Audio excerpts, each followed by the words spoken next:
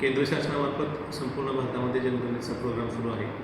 पंढरपूर शहरामध्ये जनगणनेची प्रक्रिया 1 मेपासून सुरू झालेली असून शहर भागासाठी मुख्याधिकारी म्हणून मी चार्ज ऑफिसर आहे.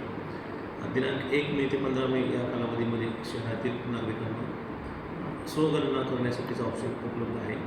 त्याच्यामध्ये वेबसाईटवरती जाऊन जे 34 मुख्य प्रश्न आहेत ते प्रश्नाची माहिती स्वतःच्या घरात बसून घराचं लोकेशन देऊन स्वतःची गणना करायची आहे आणि ती गणना पूर्ण झाल्यानंतर एक युनिक ID मिळणार आहे.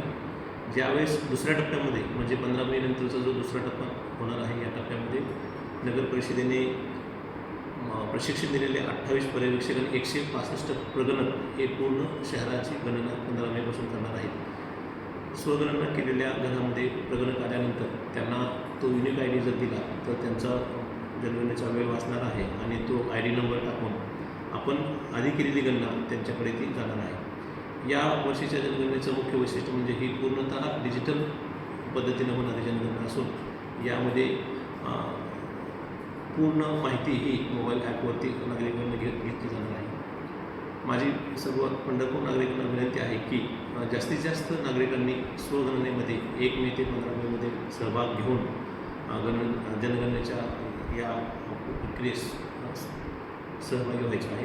तसंच 15 मे नंतर होणाऱ्या दुसऱ्या टप्प्यामध्ये प्रगणक आपल्या घरी येतील त्यावेळेससुद्धा ज्यांची गणना राहिली असेल त्यांनी प्रगणकाला आवश्यक 34 प्रश्नाची सर्व माहिती उपलब्ध करून जनगणनेमध्ये हात